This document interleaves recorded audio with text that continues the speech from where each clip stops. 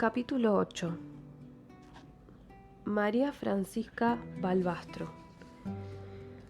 El doctor Miguel Gorman, amigo y colega de mi padre, del protomedicado, se hizo cargo del sepelio, de cancelar deudas y liquidar asuntos pendientes.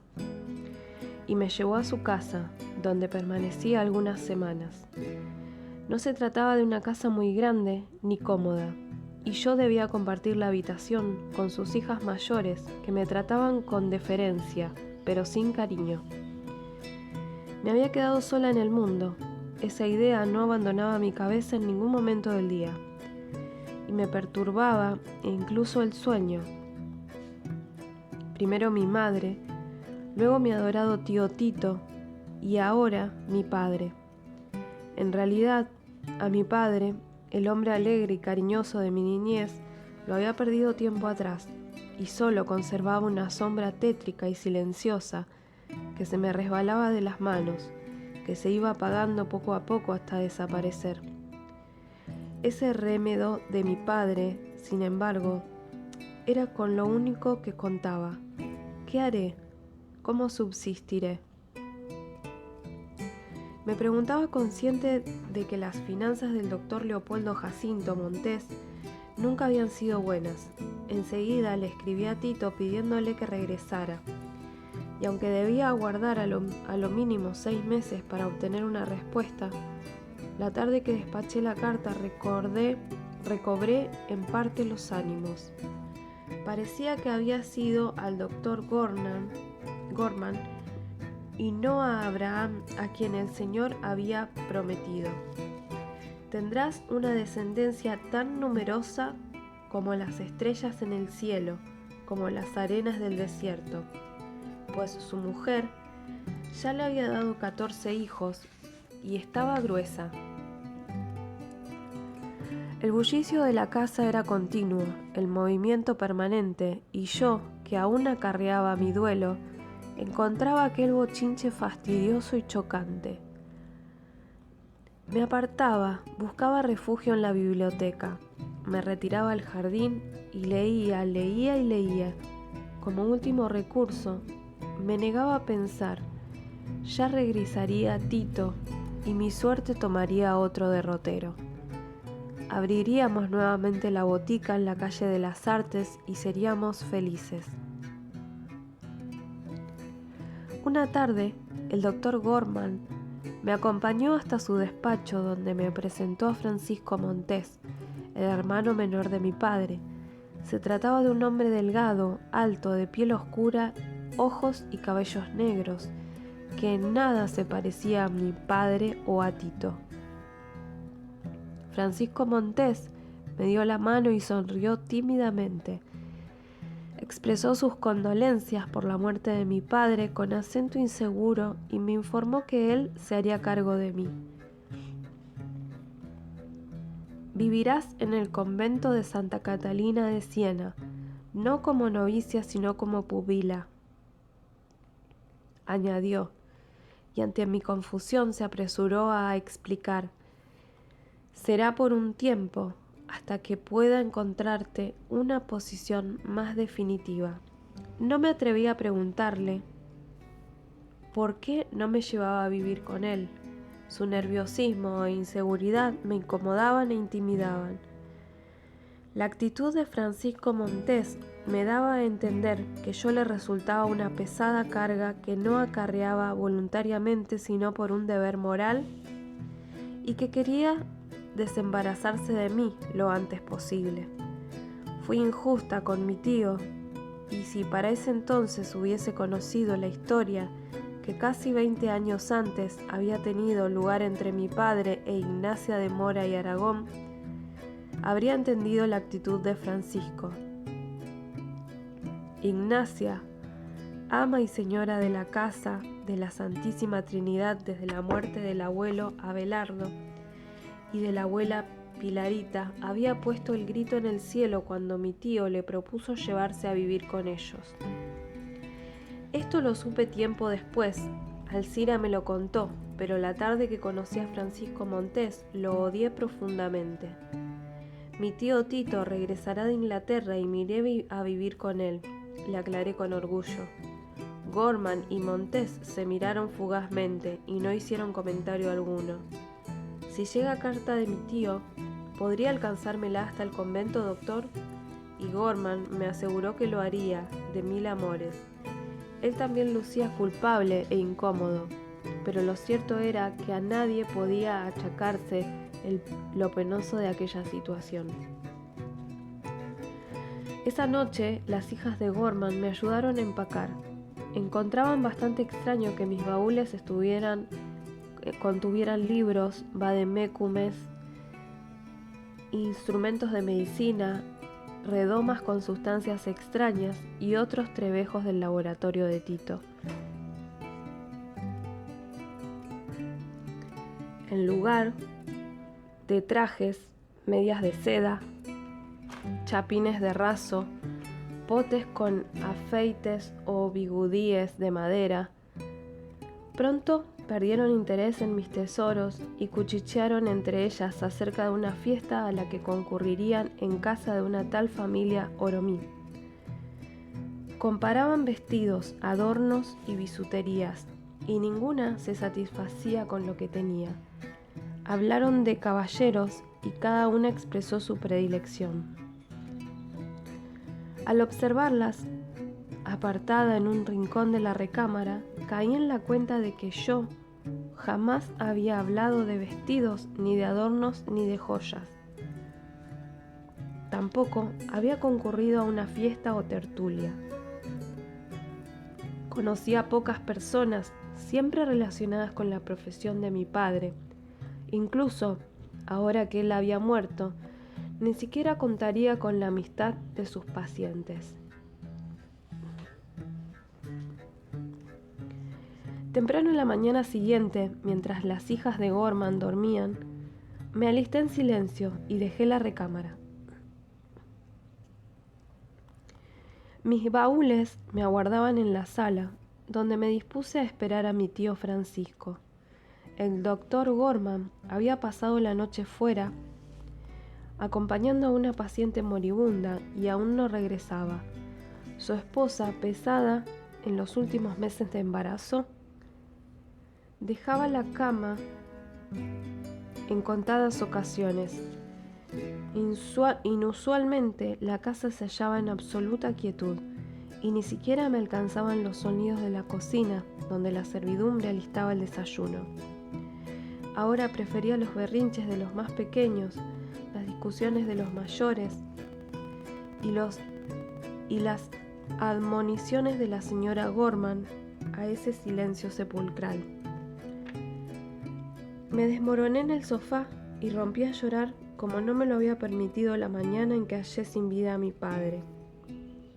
Escuché ruidos de cascos y salí al zaguán, donde me topé con Eusebio, el cochero de mi tío Francisco. Así que usted es la niña del señorito Leopoldo. Que Dios lo tenga en su santa gloria, expresó a modo de saludo, y su calidez me reconfortó el alma, como una bebida caliente y dulce en invierno. Vamos, suba nomás, su tío la espera adentro. Y abrió la portezuela y me ayudó a subir. Tío Francisco lucía pálido y desganado, y solo pronunció contadas palabras durante el trayecto. Sor Germana, la madre superiora del convento de Santa Catalina de Siena, era una mujer alta y delgada, con rasgos toscos, poco acabados. Un suave bigote gris le orlaba el bozo, mientras que círculos oscuros alrededor de los ojos le conferían un semblante cadavérico. Tenía una voz grave que sabía usar para infundir respeto y temor. De personalidad severa y estricta, se preciaba de justa y solía refrendar sus decires y decisiones con citas del Antiguo y Nuevo Testamento, que repetía de memoria sin hesitar. Supe desde el primer encuentro que entre aquella mujer lúgubre y yo no habría entendimiento.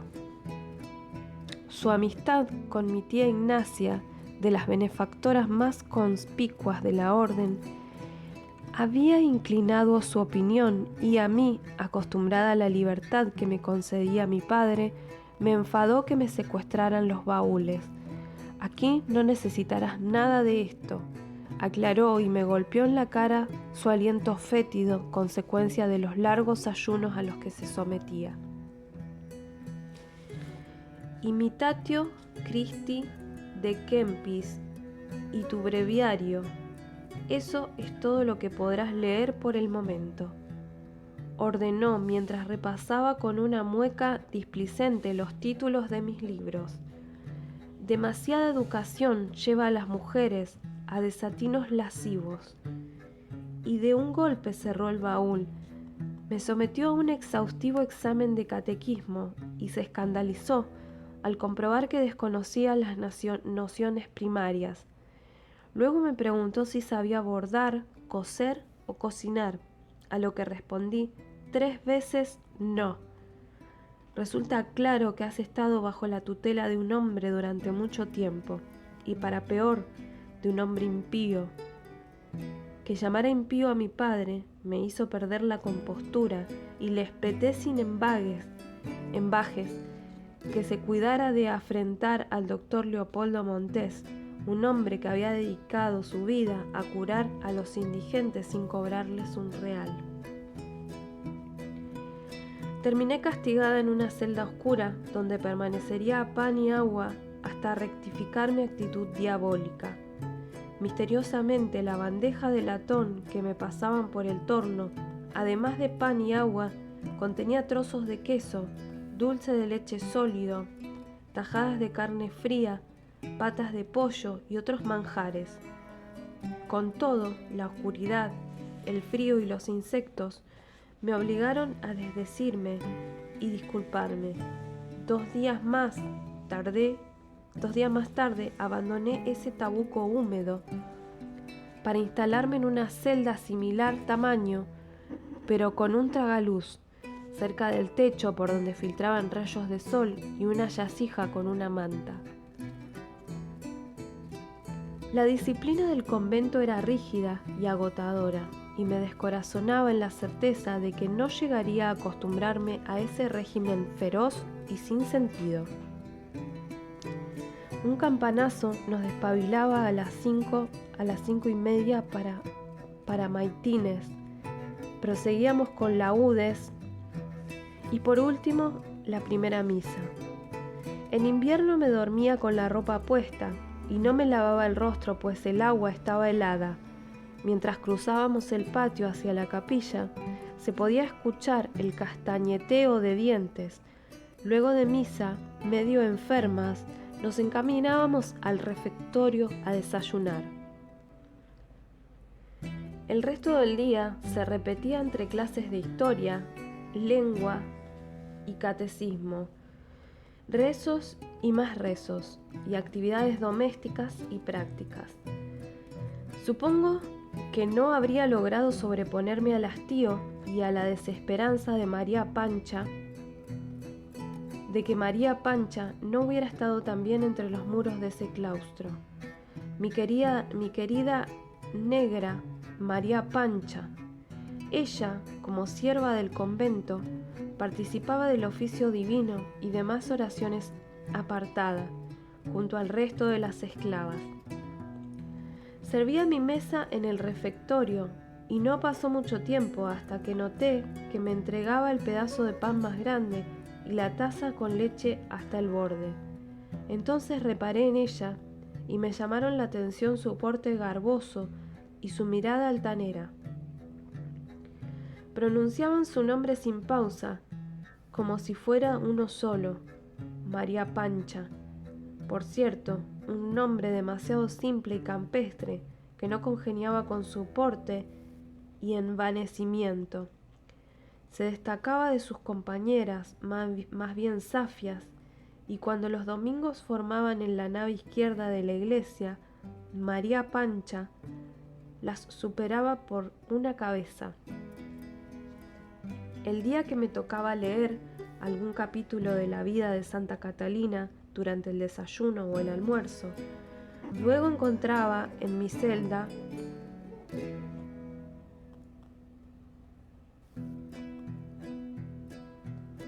un tazón con leche calentita o una ración de comida envuelta en un repasador. Una tarde, mientras cultivábamos el huerto, una de mis tareas favoritas, María Pancha colocó con disimulo un papel en el bolsillo de mi delantal. «Sé dónde están tus baúles», rezaba la esquela. «Encuéntrame esta noche, después del rosario, en la cocina». Ese fue el inicio de nuestra amistad. Y a donde sea que María Pancha esté ahora, sé que me recuerda tanto como yo a ella. La historia de María Pancha es peculiar. Su madre era Blanca, una joven de familia decente, a la que desposaron con un primo lejano de edad, provecta y fortuna cuantiosa. Sebastiana Balbastro tenía 15 años cuando se unió en matrimonio a Augusto Rondeau. Un cincuentenario que, entre otros vicios, gustaba de pegarle para luego obligarla a tener intimidad con él. La primera vez que su marido la vejó, Sebastiana huyó a la casa de su padre, que la envió nuevamente a manos de Rondeau. Luego de permitirle a su nana que le curase las heridas, «Prefiero verte muerta antes que mi estirpe deshonrada con un matrimonio fallido. Recuerda que juraste al Señor que sería hasta la muerte», le reprochó don Benjamín Enrique Balbastro, su padre. Sebastiana le tenía miedo a Augusto Rondeau y pasaba gran parte del día en su recámara orando frenéticamente para que su esposo no se enfadara. Salía en contadas ocasiones a misa, a confesión o de visita a su familia. Debía hacerlo muy embosada y con los visillos de la volanta corridos. Los sirvientes, que temían y aborrecían a Rondeau, tanto como Sebastiana, la protegían y ayudaban, y luego de la cena solían mezclar en el café una fuerte dosis de láudano que lo fulminaba en la cama, de donde no salía hasta muy tarde a la mañana siguiente. La primera vez que Sebastiana vio al padre de María Pancha, el hombre tenía grilletes en las manos y pies, y la piel de la espalda escaldada como consecuencia de una buena serie de latigazos.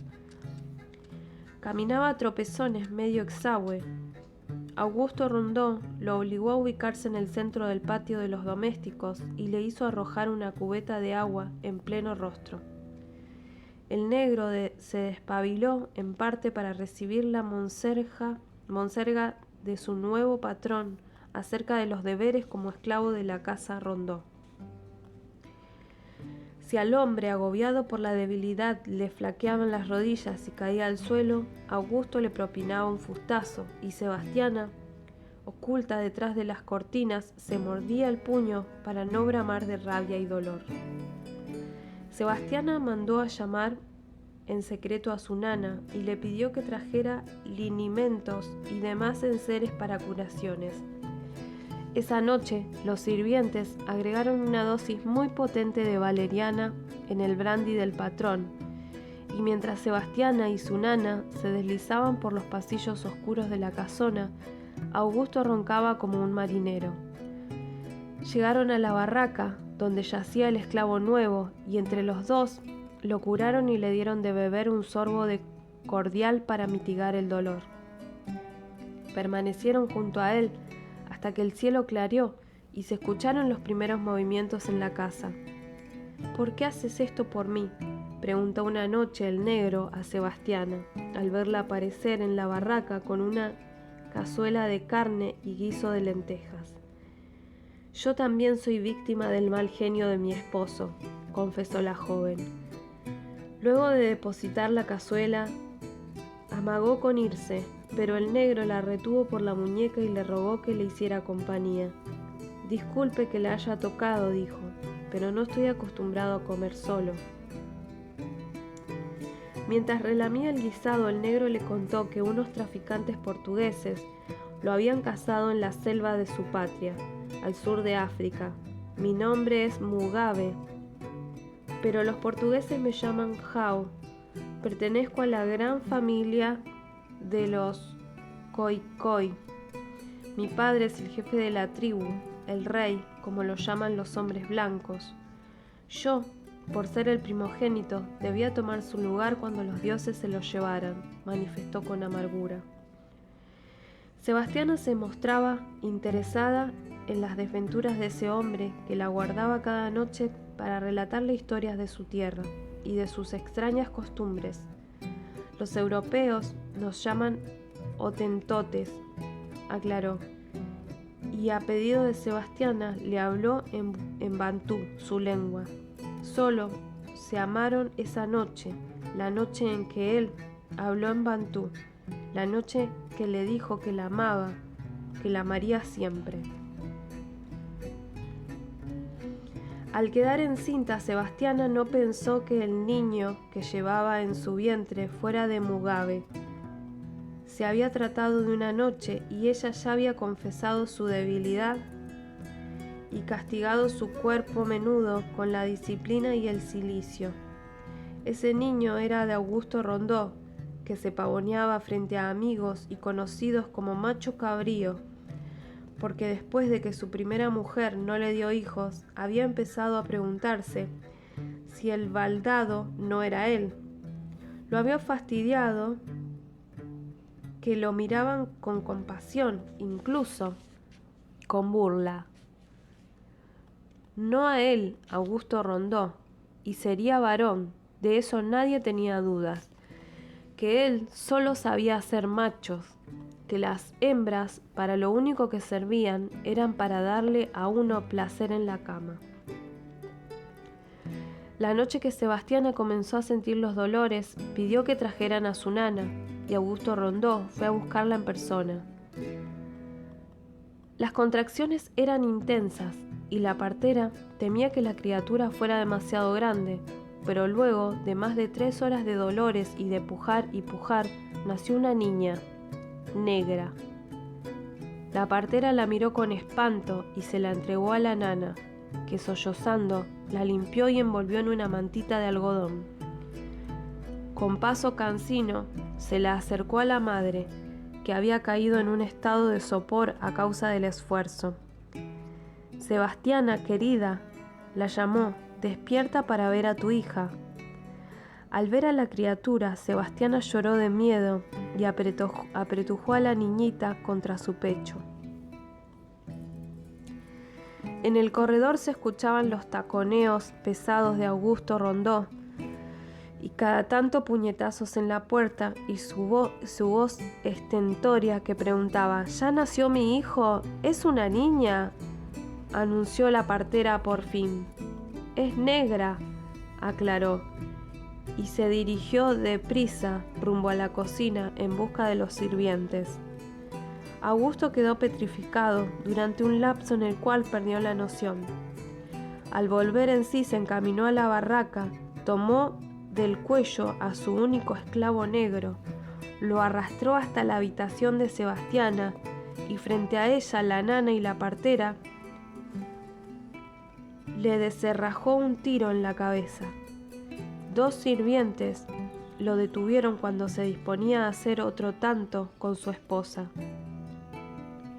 y lo condujeron a rastras a la biblioteca, donde lo encerraron. Las sirvientas ayudaron a la señora a vestirse, mientras ésta preguntaba a gritos: ¿Dónde está mi hija? ¿Dónde está mi nana? Pero ambas habían desaparecido. En pocos minutos, Sebastiana se hallaba rumbo a casa de su padre.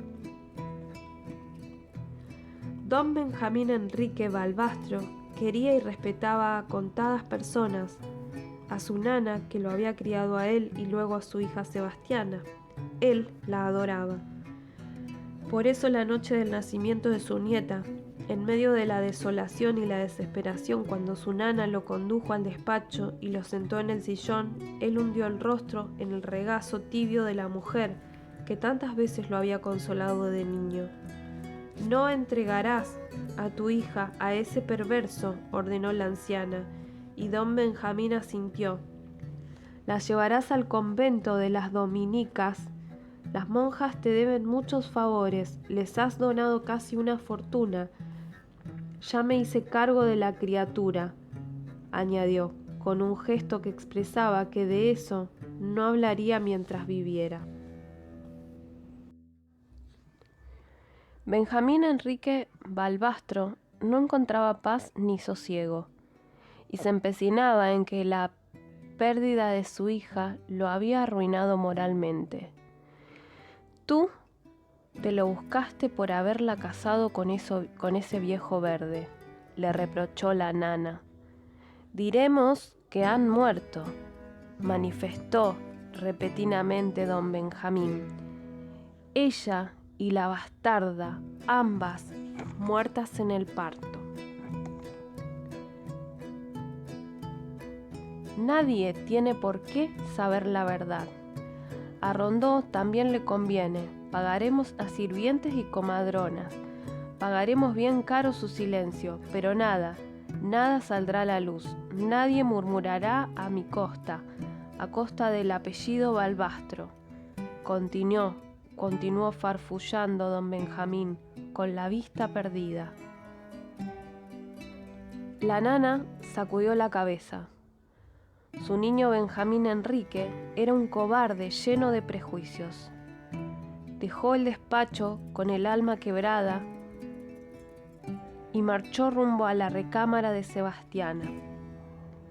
La encontró sollozando en la cama, gemidos apenas audibles que denotaban su extenuación. Entrarás en la orden de Santa Catalina de Siena, informó la nana. Es lo que se debe hacer, querida. De otro modo tu padre te enviará de regreso a casa de ese hombre y ya sabes el destino que te aguarda. Y Sebastiana le aseguró que prefería la muerte a pasarse el resto de la vida entre los muros de un convento. En ese convento, expresó la nana, está tu hija. Yo misma la coloqué en el torno esa noche. Sebastián ingresó en el convento de las dominicas pocos días después, con los pechos llenos de leche que anhelaban amamantar a la pequeña María Francisca. Como la madre superiora de aquel entonces había llamado a la criatura abandonada la madrugada del 4 de octubre de 1820, día del Santo de Asís. Sebastiana la alimentaba en secreto, la limpiaba, besaba y acariciaba hasta que la devolvía al Moisés, porque alguna hermana se aproximaba. A pesar del recelo en dar a conocer su amor por la negrita María Pancha, las demás monjas notaron la predilección de Sor Arrepentimiento, y la Madre Superiora le permitió pasar más tiempo junto a ella. Así, María Pancha fue criada por su madre, que con el tiempo le enseñó a leer y escribir el catecismo y lo poco que sabía de aritmética e historia, todo en secreto. No estaba bien visto que los esclavos fueran cultivados. Aunque feliz por hallarse cerca de su hija, Sebastiana albergaba una gran culpa. Aquel momento de debilidad junto a Mugabe acarreaba consecuencias que no solo la implicaban a ella, sino a su familia, al propio Mugabe, que había pagado con la vida su atrevimiento, y a la inocente María Pancha, que sería esclava hasta el día de su muerte. Esto principalmente la afligía, y ella, en parte instigada por el confesor, sometía su cuerpo a tormentos y castigos que con el tiempo la quebrantaron irremediablemente. María Pancha sostuvo la mano de su madre hasta que expiró. La noche anterior, Sor Arrepentimiento, o Sebastiana Balbastro, como le constó que se llamaba, le había relatado su historia y confesado que era su madre. Le había dicho también que su padre era un príncipe Khoikhoi, su abuelo el rey de la tribu y su patria el sur del África. Mugabe, tu padre, era un hombre noble y valiente que pagó demasiado caro haberme amado. Luego de la muerte de Sebastiana, el corazón de María Pancha se endureció. Los hombres blancos, con sus prejuicios y veleidades, habían matado poco a poco a su madre. Estaba consciente de su origen y se sentía orgullosa de él. Después de todo, era la hija de un abalbastro, de las familias patricias de Buenos Aires y de un príncipe etentote, gallardo e intrépido. Ella era tan honorable y conspicua como las mejores damas de la sociedad porteña. Por eso a veces me decía con fingida soberbia: «Cuidado, Blanca, estás dirigiéndote a una princesa coicoi». Y nos desternillábamos de risa.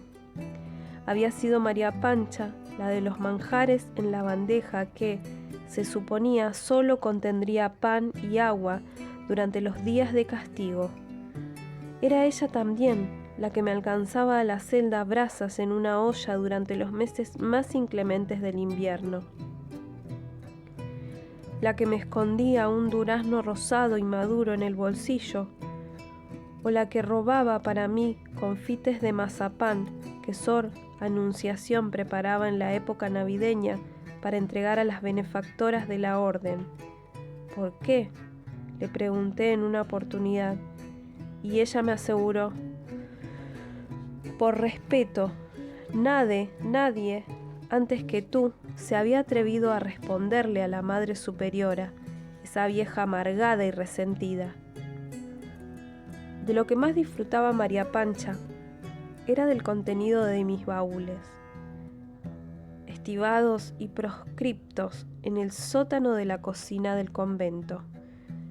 Allí consumíamos muchas bujías mientras curioseábamos los mamotretos y vademécumes, y mientras yo refería mis aventuras en el laboratorio de tío Tito o con los pacientes de mi padre, le enseñé a fabricar jabón con aromas a flores que robábamos del jardín de Sor Nazaret y que usábamos en lugar del amarillento y maloliente que nos proveía Sor Esperanza, encargada del almacén. Preparábamos el tónico a base de cáscara de huevo que tomábamos durante el verano para afrontar con salud férrea los gélidos inviernos. Y también el famoso ungüento de tío Tito para las quemaduras. La relativa libertad de María Pancha para moverse en la cocina y en la despensa nos abastecía sin mayores dificultades de los componentes de los preparados. No obstante, existían otros que solo hallábamos en los libros. A María Pancha le atraían especialmente los aparejos de mi padre, las tijeras y agujas de oro, los hilos de seda, el aparatoso termómetro, depresores, el sajador, algunas ventosas ya muy usadas, un torniquete, forceps, que mi padre solo usaba para extraer al niño muerto, y otros trebejos que habían perdido el brillo de los tiempos de gloria. El sótano y mis baúles eran nuestro mundo, y la amistad de María Pancha, el bálsamo que mitigaba mis penas, no solo la muerte de mi padre y el confinamiento en ese lugar aborrecible, sino la decepción por la carta de tío Tito que por fin recibí un año más tarde, donde me anunciaba que desposaría a una encantadora londinense y que no podía regresar. Rompí la carta en tantos pedazos como fue posible. La rompí hasta convertirla en migas de papel que aventé sobre el camastro. El llanto, mezcla de rabia y frustración, me convulsionaba el pecho y me arrojé al suelo, donde dejé que la pena me arruinara el alma. Me dispensaron de la cena y del rosario de la noche y permanecí sobre el suelo frío hasta que María Pancha se escabulló a mi celda. Yo te digo, Blanca, Ningún dolor dura la vida entera, y me ayudó a levantarme y a acostarme. Mi querida negra Pancha, susurró Laura. Habían tenido que pasar 20 años para que las memorias de Blanca Montés le descubrieran la vida y los pesares de la mujer que amaba como a una madre. Había tenido que vivir 20 años de mentiras y farsas para que aquella mujer misteriosa le refiriera con generosidad las ruindades más arcanas de su familia. ¿Qué otras verdades le revelaría? Dejó la mansedumbre del huerto y la sombra del limonero y se encaminó a la habitación de su hermano, donde halló a María Pancha. La abrazó por detrás y le besó el cabello crespo de la nuca, apenas cortado al ras. María Pancha, que ponía paños frescos sobre la frente de Agustín, se sobresaltó y la reprendió. Pero Laura, que reía de contenta, volvió a abrazarla y a besarla. La hilaridad de la muchacha contagió a su hermano. Laura, aunque casi una mujer, aún poseía el espíritu de una niña. Retozón, puro, inocente. Qué cristalina era su risa y cómo le brillaban los ojos. Agustín reía a pesar de que la fiebre le había regresado, junto con puntadas en el pecho, sudoraciones y dolores en la nuca, síntoma que alarmaba al doctor Javier, siempre temeroso de una infección en las meninges. No importaron las reconvenciones de María Pancha y Laura, se acostó en el camastro junto a Agustín y le sujetó la mano. Si ella poseyera el conjuro mágico para hacer desaparecer esa maldita fiebre, si ella tuviera ese poder, daría mi vida por salvarte, Agustín, le habló con el pensamiento. La abatió la impotencia y se esforzó por refrenar las lágrimas. Yo te digo, Blanca, ningún dolor dura la vida entera. Pero Laura tuvo la certeza de que si su hermano moría, el dolor la acompañaría hasta el último día. Quiso alejar los presagios agoreros y desvió la vista hacia María Pancha. Pensar que se trata de una princesa africana. Se le nota en el porte, en la soberbia de la postura. Nahuel Trusworth, después de todo, también era un príncipe Ranquel, príncipe de la Pampa, rey del desierto, como lo había apodado Blasco. Hoy almorzó con nosotros el cacique Nahuel Trusworth, comentó Laura. Se mostraba muy interesado en tu recuperación. Es un gran amigo, manifestó Agustín. ¿Qué edad tiene?, le interesó Laura. ¿Qué tanto preguntas?, le mosqueó María Pancha. Se trata de un indio, apostilló con palmario desprecio. No parece indio, opinó Laura. No hagas hablar a tu hermano, lo agitas.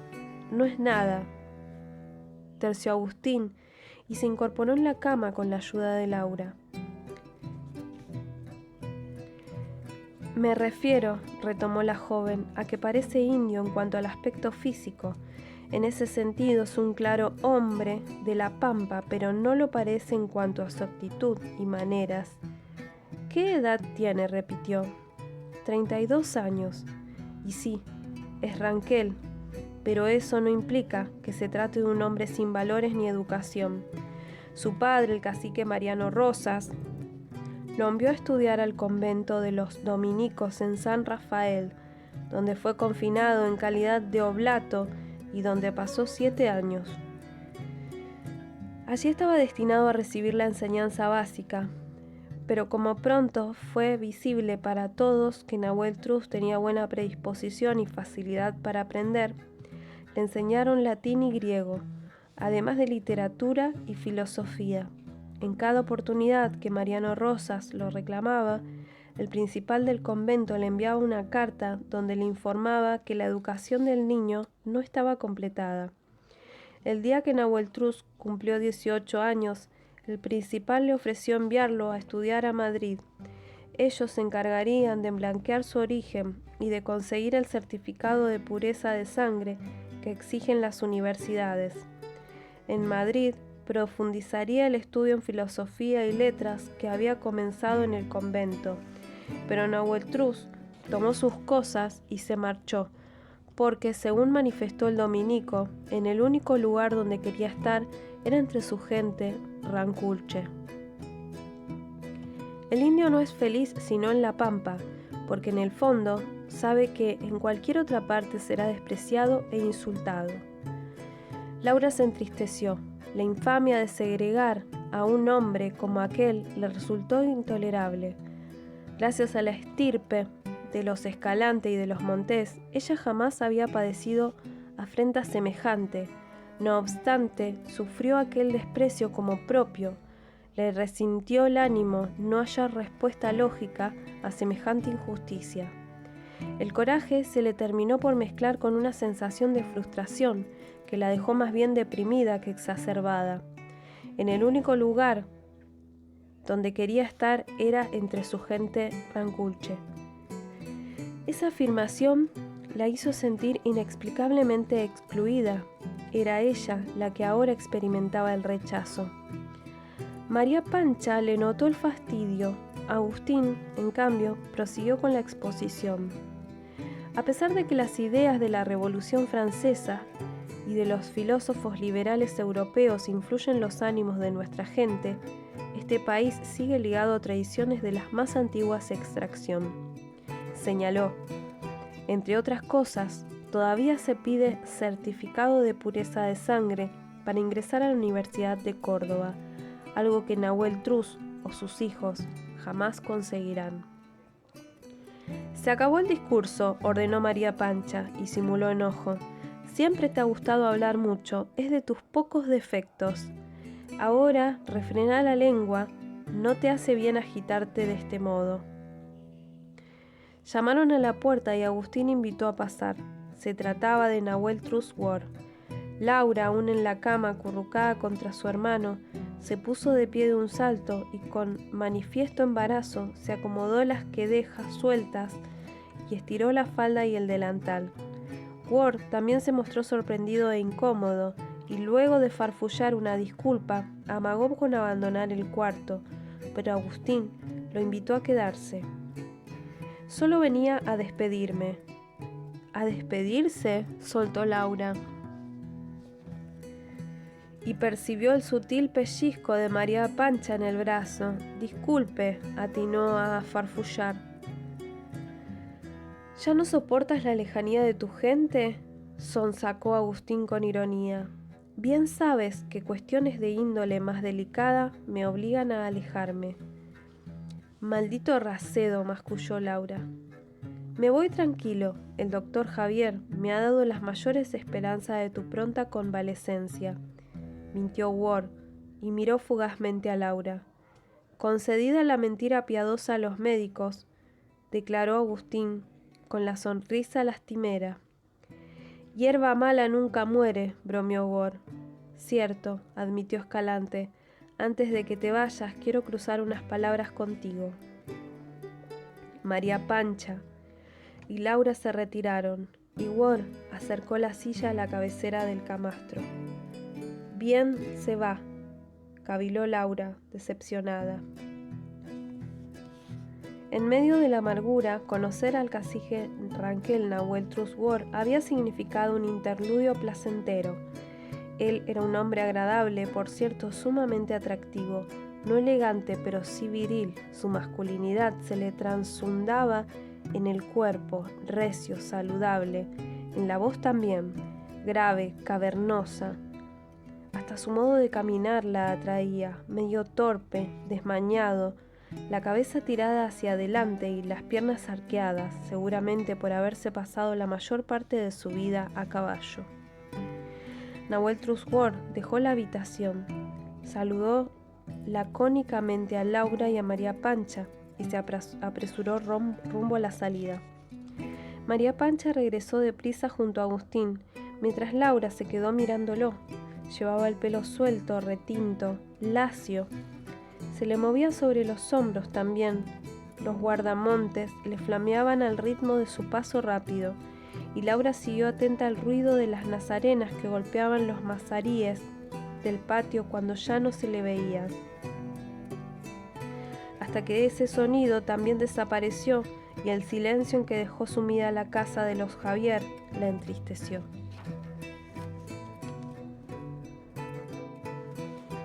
Capítulo 9. Una impresión imborrable. Al atardecer de ese día, Blasco apareció en casa de los Javier. Laura recogió sus cosas y marchó a lo de doña Sabrina. El agotamiento le ablandaba el cuerpo, como si hubiese perdido dominio sobre sus músculos y miembros. A su vez, un quebrantamiento del ánimo le oscurecía los pensamientos. El presente la abrumaba, el futuro la acobardaba. ¿Qué sería de ella de regreso a Buenos Aires? Se lo preguntaba por primera vez desde su ida a 17 días atrás. Solo 17 días. 17 vertiginosos días. Las facciones de su madre y el resto de la familia se le desdibujaban como imágenes de un sueño a las que trataba de aferrarse y que se disipaban a pesar de los esfuerzos. Y la Ite lo conocía demasiado para suponer que la disculparía. Haberlo convencido en el ludibrio de la ciudad pesaría más que el ferviente amor que había jurado profesarle. Ya conseguiría la Ite con quien enmendar su orgullo maltrecho. Admiradoras no le faltaban. Amelita Casamayor, por ejemplo, ella se mostraría bien dispuesta a consolarlo. Blasco parloteaba y Laura, sumergida en sus pesares, le dirigía de tanto en tanto miradas vacías y monosílabos, apenas mascullados, hasta que el niño dijo la palabra Nahuel Truz, que como el abracadabra operó magia en su semblante triste y le concertó la atención. Hoy conocí al cacique Nahuel Truz Ward, interrumpió al chiquillo. ¿De dónde conoces al cacique Ward, Blasco? Yo también soy Ranquel, manifestó el niño con aire de orgullo. Mi abuela Carmen y yo vivimos en el fuerte ahora, pero yo soy Ranquel. Mi madre era Winca. ¿Winca? ¿Qué significa Winca? Así llamamos a los cristianos, señorita. Usted es una Winca, igual que mi madre, que era así como usted, blanquita y suavecita. ¿Cómo fue que tu madre conoció a tu padre? Mi padre maloqueaba junto a un grupo de compadres cuando atacaron la diligencia de mi madre. Mi padre nomás verla y ya quedó tocado, y se la llevó nomás pa' tierra adentro, y la hizo su mujer. Cuando yo era bien pichí, mi padre y mi madre murieron en una epidemia de viruela, y mi abuela Carmen, pa' salvarme, me trajo aquí con los Winca pa' que me curaran. El doctor Javier me salvó, dice mi abuela. Al imaginar la escena del asalto a la diligencia, Laura se figuró el terror de los ocupantes. Los alaridos, el ruido ensordecedor de las armas de fuego que seguramente dispararían los postillones. Las mujeres apretando rosarios y enjugando lágrimas. Los hombres fingiendo entereza y después el momento temido, el encuentro con los indios. Salvajes, sucios, malolientes, con facciones de perdularios, oscuras, toscas, burdas, y le repugnó pensar en esas manos sobre la piel blanca de una mujer, las manos de la gente de Nahuel Truz Ward. Las manos de él no le repugnarían. Al hijo de Nahuel Truz se lo llevó la misma epidemia de viruela que a mis padres, prosiguió Blasco. Por eso Nahuel Truz me quiere tanto, porque Linconao y yo éramos amigos. Yo era más grande que Lincolnao, añadió, pero éramos amigos lo mismo. Golpeó duramente a Laura saber que Nahuel Truz había tenido un hijo. La implicancia de una esposa era, en realidad, lo que la fastidiaba. Casado y con hijos, masculló para sus adentros. Mejor que se haya ido.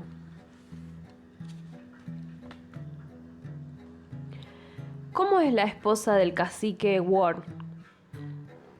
¿Cómo era?, corrigió Blasco. Se murió también. Ah, exclamó Laura apenas y miró hacia otra parte.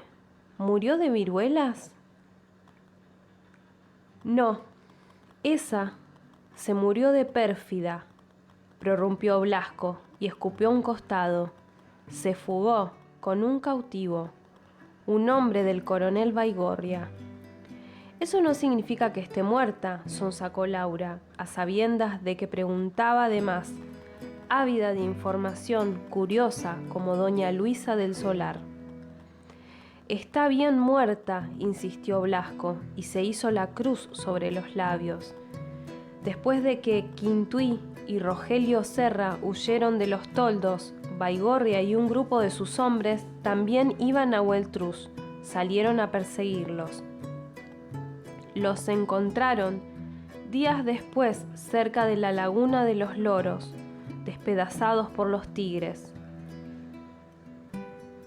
Laura cerró los ojos y respiró profundamente, asolada por la imagen de esos cuerpos mutilados. Nadie merece una muerte tan horrenda, pensó. Se apiadió también de Nahuel Ward, que habría experimentado un suplicio ante la visión de su esposa reducida a una piltrafa sanguinolenta, la mujer a la que él amaba, la que le había dado un hijo. ¿Cómo era Quintuí Blasco? ¿Era bonita? La más bonita, aseguró el chiquillo. Era sobrina del cacique salinero Calfucurá, y los habían casoreado a ella y a Nahuel Truz para mantener la paz entre las dos tribus. Pero nunca es de fiar ese Calfucurá, que es más traicionero que una serpiente. Y Nahuel Truz, prosiguió Laura, para nada interesada en las contiendas políticas entre salineros y ranqueles. Me refiero al cacique Ward. Entonces, ¿lo casaron a la fuerza? Ah, señorita, eso, a él lo tenía sin cuidado. Estaba bien contento, Nahuel Truz, porque Quintuí era más que bonita. Eso dice mi abuela Carmen, que yo no era ni crío pa' esa época. A Nahuel Truz se lo veía contento. Laura habría indagado a Blasco hasta saciar la última gota de curiosidad. No obstante, el orgullo y la prudencia la refrenaron. Aquella necesidad por conocer acerca del cacique Ward la desconcertaba. Se trataba de una costumbre inusual en ella, costumbre, por otra parte, que despreciaba, que consideraba diversión de los entendimientos menos cultivados, de los espíritus menos enaltecidos, con respecto a la avidez que la asaltaba al leer las memorias de Blanca Montés. En nada se relacionaba con mera curiosidad. Era de las vidas de sus seres queridos de quien esa mujer le hablaba, por eso le interesaba. Despidió a Blasco en la puerta de la pulpería de doña Sabrina y entró. El coronel Racedo estaba aguardándola. Después de dejar la casa de los Javier, Nahuel Truz Ward montó su caballo y se prendió por las calles más solitarias del pueblo, rumbo al convento franciscano. El padre Marcos Donati le había prevenido que se estaba aventurando demasiado, y él lo sabía. Tenía que regresar a los toldos, a la seguridad de la tierra adentro, donde el Huinca no se animaba. Merodear la villa del Río Cuarto resultaba una empresa descabellada.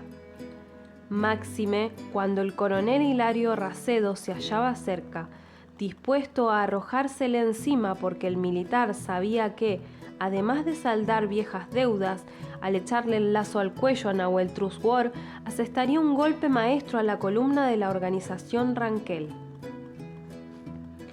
A pesar de evaluar los riesgos, Nahuel Trus no había resistido a la necesidad de galopar a campo traviesa cuando lo alcanzaron las noticias de la enfermedad del padre Agustín Escalante.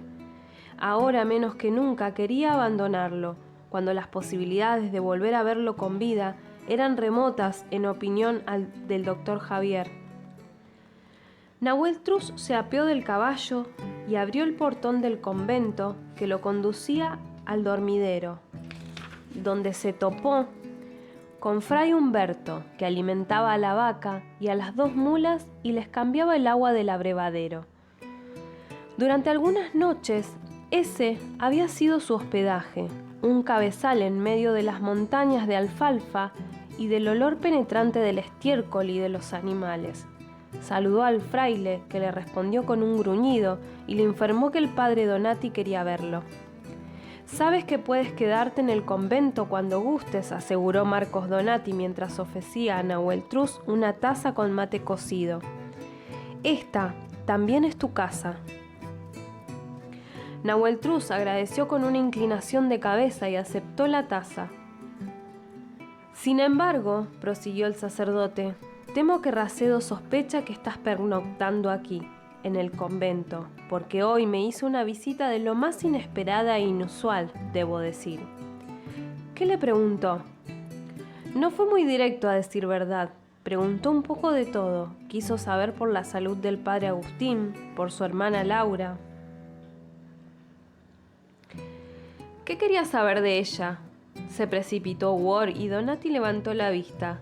«Quiero decir», rectificó, «¿qué tiene que ver la señorita Escalante con Racedo?» «Debo suponer que has conocido a Laura», barruntó el franciscano. «Hoy me la presentó el doctor Javier». «Pues sí, Racedo no oculta la inclinación que tiene por ella, y no te será difícil entender por qué». Nahuel Trus-Ward no contentó al respecto y su gesto permaneció invariable, como si hubiese perdido repentinamente el interés. «Volviendo al tema que nos atañe», retomó Donati, «creo que tu permanencia en Río Cuarto es insostenible. Racedo podría encontrarte en cualquier momento. Alguien podría delatarte a cambio de unas monedas. Será mejor que regreses a tierra adentro. No quiero una desgracia en este pueblo. Dios mediante, llegará el día en que podamos convivir todos en paz». «Ese día, padre, llegará y será cuando alguno de los 2 bandos haya perecido, y usted y yo sabemos bien de cuál se trata». De regreso en el dormidero, Ward acomodó sus pertenencias con la decisión tomada de emprender el viaje de regreso al siguiente día, antes del amanecer. Estaba molesto, un mal humor que, por lo absurdo, lo llevaba a arrojar las prendas y las alforjas con rabia. Por fin le propinó un puntapié al montículo de alfalfa y amedrentó a la vaca, que mugió y se inquietó en el corral. No quería regresar, no aún, dado que la suerte de Agustín Escalante pendía de un hilo. Se sentó en la banqueta que Fray Humberto usaba para ordeñar. Se llevó la mano a la frente y soltó un suspiro. No tenía sentido engañarse, no era costumbre de hombres sensatos, y aunque lo pusiese de malas aceptar que no se trataba enteramente de la salud del padre Agustín, debía admitir que la señorita Escalante había conseguido inquietarlo. ¿Por qué lo fastidiaba que Racedo se interesara en ella? «Al carajo con esos malindres», se puso de pie y salió al huerto. En los días de verano el sol tardaba en desaparecer. Ya casi las 9, y todavía el sol languidecía en el ocaso, convirtiendo el cielo en una paleta de colores rojos y violetas que no se habría cansado de admirar. En el huerto de los franciscanos también había un limonero. Allí se sentó y apoyó la espalda en el tronco. Estaba agotado. Aún Aún no se reponía del viaje a través del desierto. El cansancio que le tundía el cuerpo, le embotaba la mente y lo despojaba de la voluntad para dejar esos pensamientos inexplicables que lo asediaban. ¿Por qué la tenía en la cabeza? ¿Serían sus ojos negros como la obsidiana los que le habían echado el conjuro? ¿Se trataría de los rizos de oro que le bañaban en profusión los hombros, los que le quitaban la paz del ánimo? ¿Cuánto deseaba tocarlos, hundir la cara en ellos, olerlos? Los tocaría así y hundiría el rostro también y los olería. Lo haría o se volvería loco. La belleza de la señorita Escalante resultaba tan infrecuente que ni siquiera él, un ser más bien inerte y apático, podía mirarla con indiferencia. El abandono de Quintuí le había encallecido el alma, lo había convertido en el hombre frío, distante e impiedoso que era. En ese despojo lo había convertido la traición. El amor que le había profesado Quintuí ahora era odio, un odio que le enfriaba el alma, porque era frío lo único que sentía en el corazón. Y de pronto, mirar a Laura Escalante había sido como acercarse a la lumbre en una noche gélida.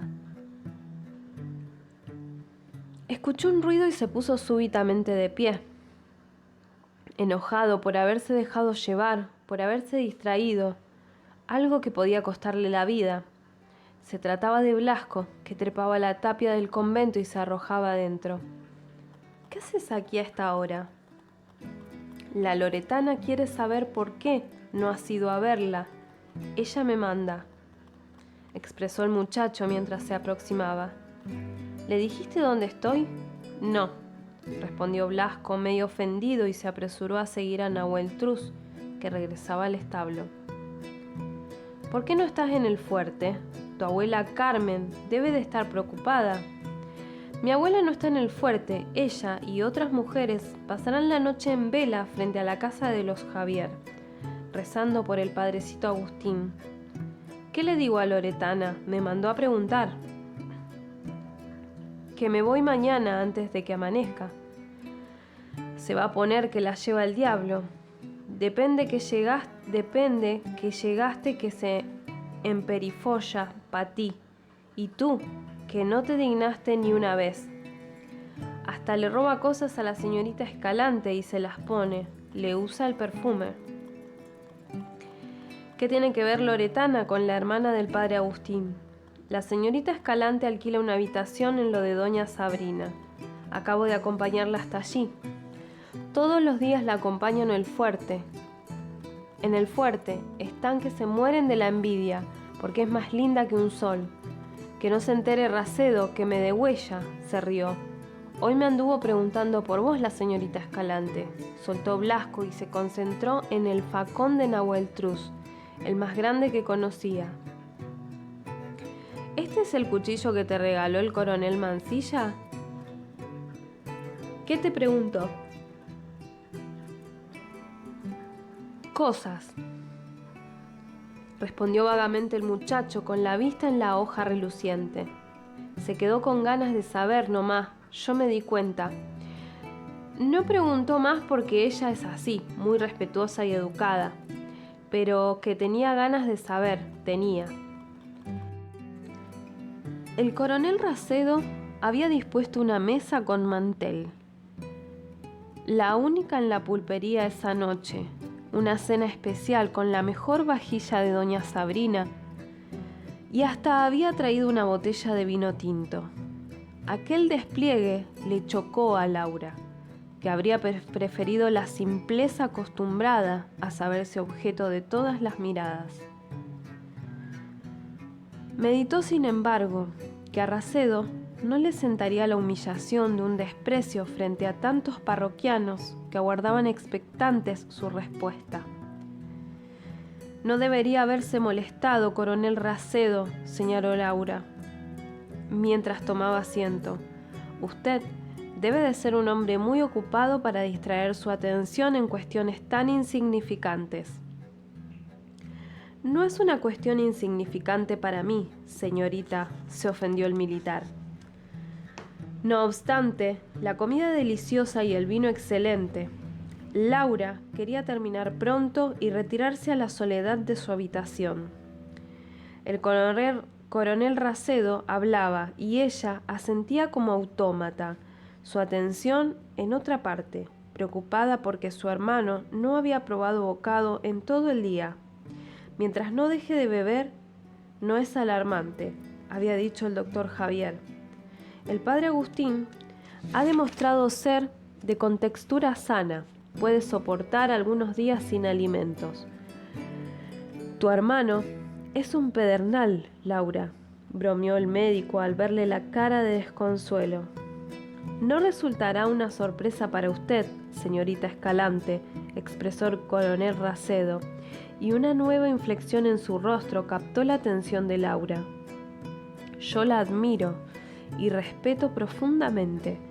Desde la primera vez que la vi, no solo su belleza indiscutible, sino sus modos y educación la colocaron entre las personas que merecen mi más alta consideración. Gracias, coronel, respondió Laura fría, distante, segura. Tal vez usted no me considere digno. Nada de eso, coronel. Usted cuenta con mi amistad como yo con la suya, que valoro infinitamente. Gracias, concedió Racedo de mala gana, porque la muchacha malinterpretaba el sentido de la declaración. Sin embargo, no es de amistad de lo que quiero hablarle esta noche, sino de algo más profundo y definitivo.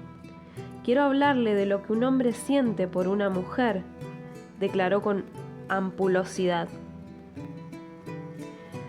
Estoy comprometida con el señor Alfredo Laíte, pronunció Laura y se mostró incómoda. Lo sé, admitió el hombre, y, sin embargo, creo que no debo reprimir mis sentimientos, por mi bien, incluso por el suyo. Laura levantó la vista, furiosa, y Racedo se la sostuvo con envanecimiento. ¿No querrá usted, coronel, que traicione una promesa?, desafió la muchacha. Seguramente un comportamiento de tal naturaleza no se corresponde con sus valores y principios. No me culpe por ser sincero y llano en mis modos. En estos casos, lo mejor es la franqueza.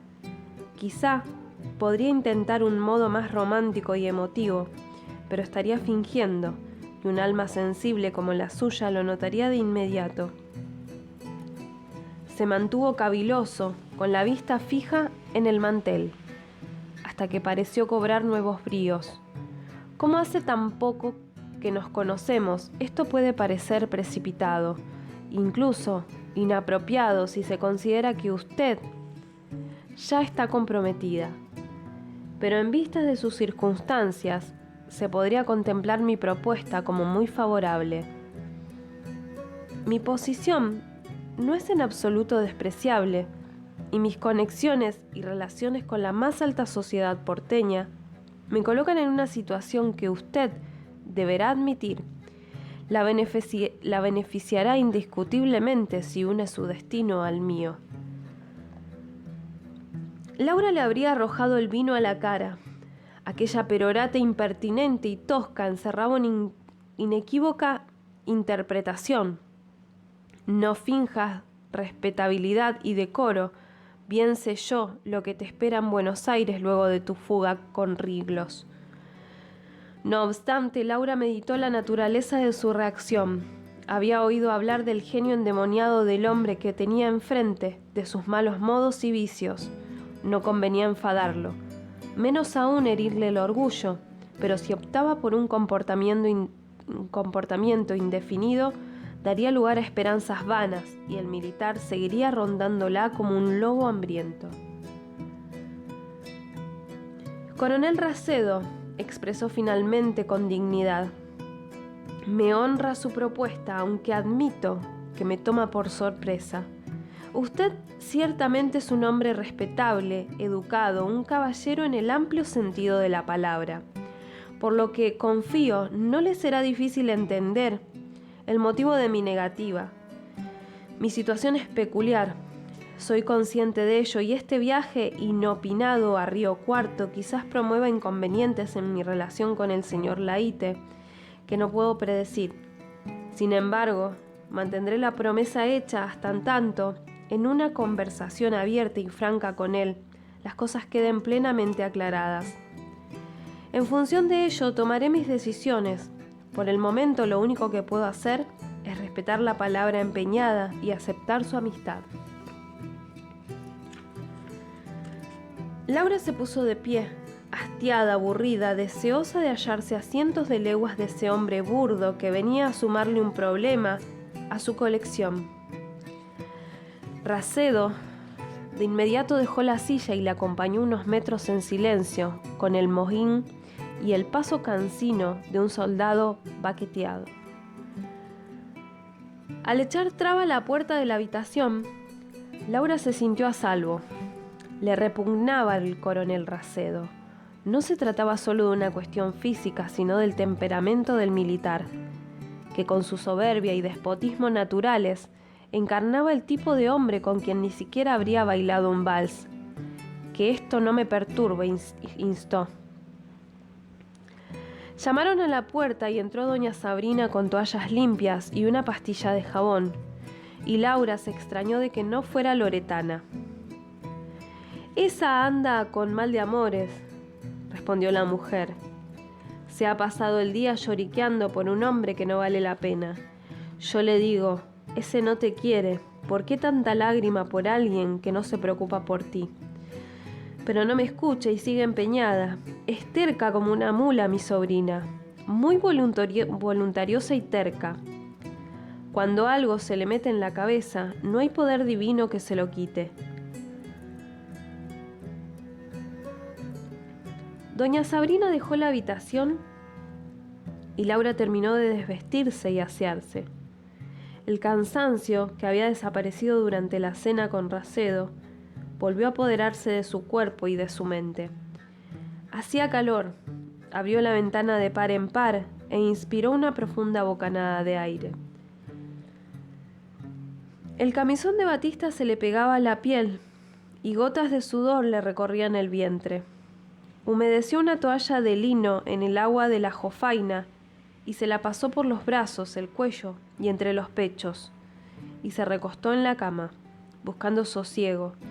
Quería dormirse, olvidar por unas horas las preocupaciones, y aunque con el cuerpo resentido por tan larga y trafagosa jornada, una inquietud inexplicable le espantaba el sueño, y sus ojos permanecían tan abiertos como a las 10 de la mañana.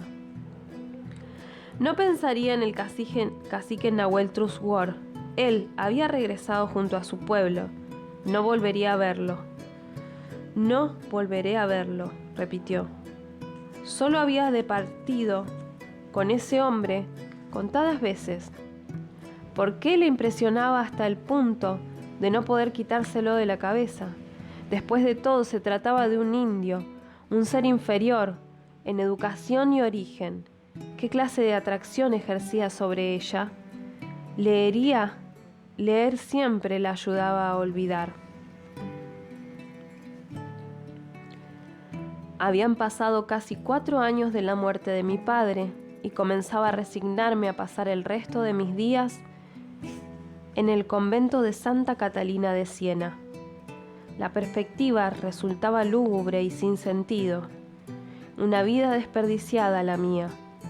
El optimismo de María Pancha, sin embargo, me contagiaba a veces, y aquella pesadilla de la que parecía que nunca iba a despertar, para ella se trataba de un momento pasajero, que no traería demasiadas consecuencias.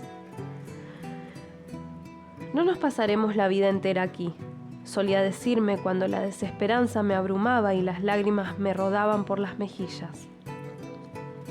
Algún día nos fugaremos y seremos libres como 2 pájaros.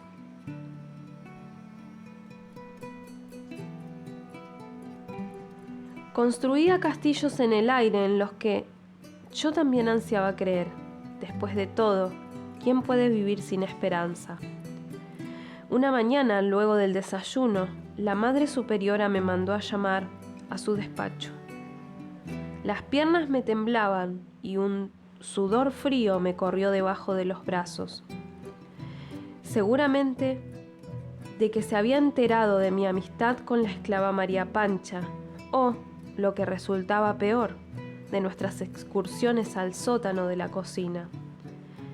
Lo más probable, razoné mientras caminaba hacia el despacho, era que la superiora volviese a insistir en mi vocación como religiosa, la cual ella aseveraba distinguir en mi buena disposición y devoción.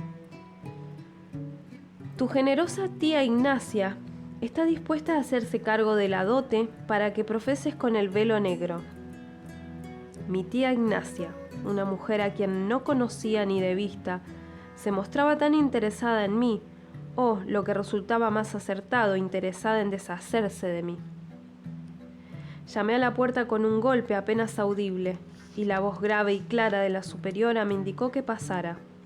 No estaba sola. A su lado había otra mujer muy elegante, aunque menuda y más bien baja. Con que esta es la generosa tía Ignacia, me dije. Cuando la mujer me sonrió con dulzura y avanzó en dirección a mí con esos brazos extendidos, mis conjeturas se vinieron abajo. No era esa la imagen de tía Ignacia que me había formado, y para hacer mi desconcierto aún mayor, la mujer me abrazó y apretó contra su pecho. Soy tu tía Carolina, la hermana menor de tu padre. Yo quise mucho a mi hermano Leopoldo, aseguró mientras se enjugaba los ojos. La madre superiora me explicó que era intención de la señora Carolina Beaumont llevarme a vivir con ella y hacerse cargo de mí, a menos, prosiguió la monja en un modo engatusador que no le conocía, que tus deseos de profesar continúen vivos en tu corazón. Dejé claro que mis deseos de profesar nunca habían existido y que si en alguna oportunidad había meditado la posibilidad, era porque no había vislumbrado otro destino más honorable para mí.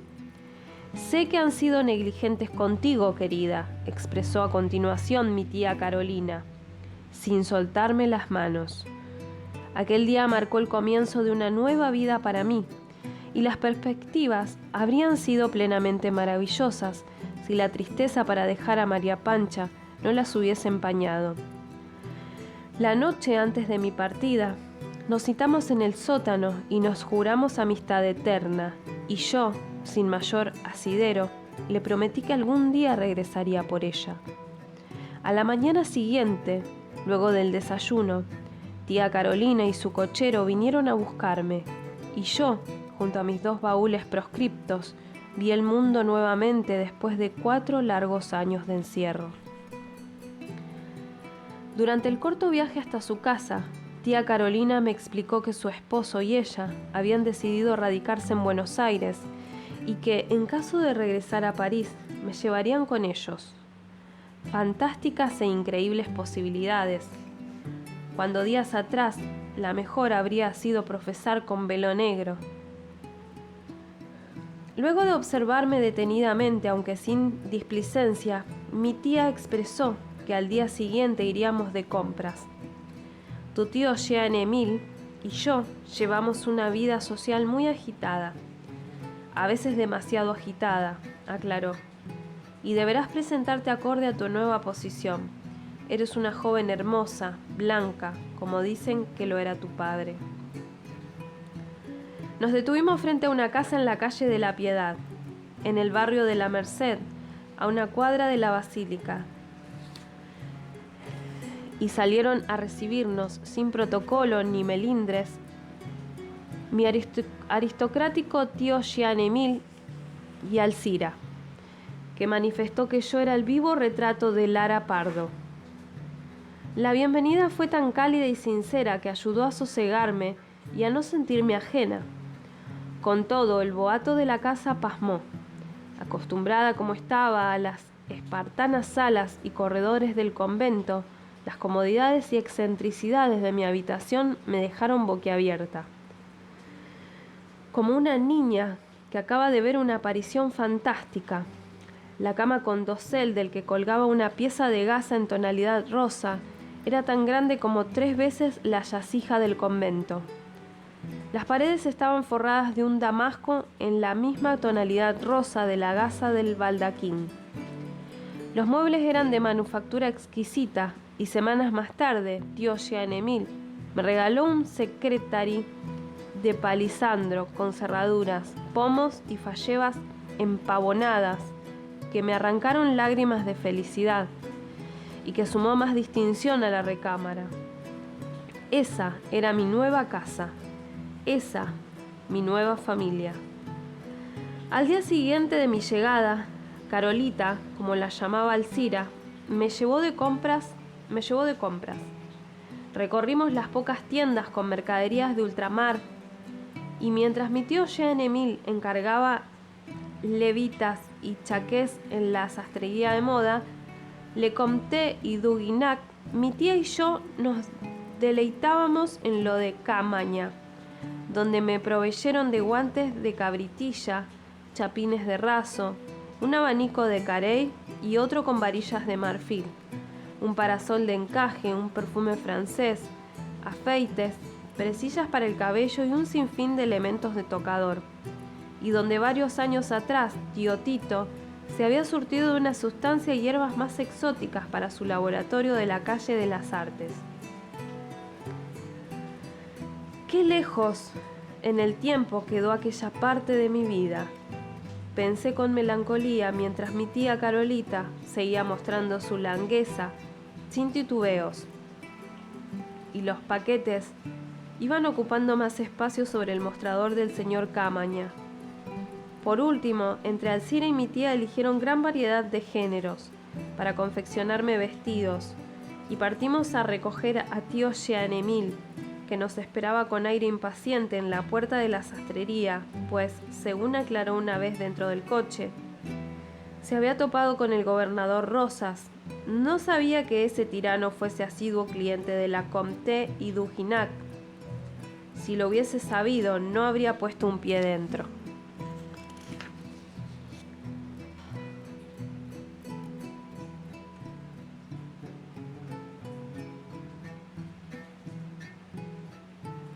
Me está jodiendo.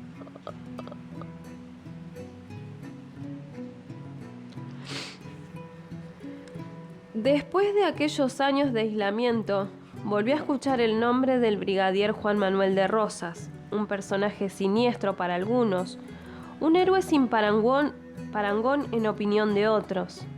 La sociedad porteña se hallaba dividida y diferencias que parecían irreconciliables enfrentaban a los unitarios con los federales. El partido que encabezaba Rosas. Mi tío Jean-Emile, aunque extranjero, simpatizaba con los unitarios, que se reconocían entre los miembros de las familias decentes.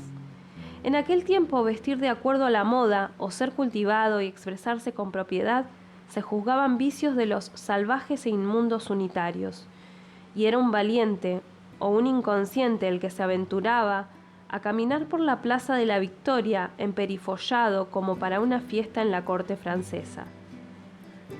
Las cuestiones políticas no me preocupaban, pertenecían a una realidad que nada tenía que ver con la mía. Por primera vez en mucho tiempo me sentía segura y a salvo. Mis pensamientos y anhelos se concentraban en la tertulia que organizaría mi tía Carolita, donde me presentaría a sus amigos y al resto de la familia. Alcira, que era la encargada de prepararme para la distinguida ocasión, aprovechaba el tiempo que pasábamos a solas para ponerme al tanto de la vida y secreto de quienes concurrían en algunas semanas a la casa de los Beaumont. «No le digas a tu tía que te cuento estas cosas», me pedía. «A ella no le gusta que se hable de los demás». Alcira me relató los secretos mejor custodiados de la familia Montés, y fue así como me enteré de las andanzas del abuelo Abelardo, casi un filibustero, de la abuela Pilarita y su romance con el hereje calvinista, y del ardor seráfico que mi tía Ignacia le había profesado a mi padre años atrás. Por eso tu tío Francisco no pudo llevarte a vivir a la casa de la Santísima Trinidad. después de la muerte de Leopoldito, porque esa pérfida se lo prohibió. Ah, pero el daño infligido se empieza a pagar en ese valle de lágrimas, expresó la mujer.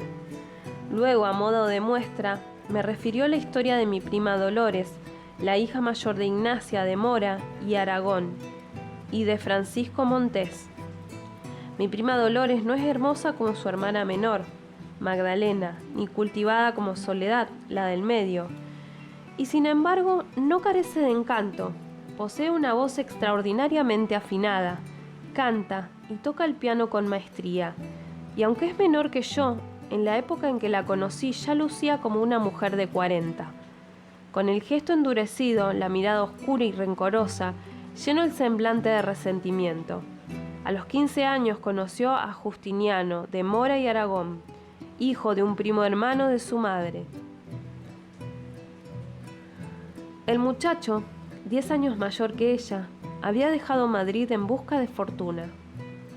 El Río de la Plata se presentaba tentador, bien sabía él la vida de condesa que llevaba allí su tía Ignacia. Desembarcó en el puerto de Buenos Aires y se instaló en un cuarto de la casa de las temporalidades. Y de inmediato entró en relaciones con su tía, que se mostraba encantada de recibir a alguien de bon sang, de la ancienne noblesse, expresión que remarcaba una presencia de su esposo. Justiniano sonreía y asentía. Pronto resultó claro que las atenciones y visitas del joven madrileño tenían un único propósito: ganarse la simpatía y el aprecio de Dolores Montés. Sumamente complacida con que tan egregio caballero le prefiriese a ella, una joven más bien simple y opacada, cuando en Buenos Aires las había bellas y talentosas.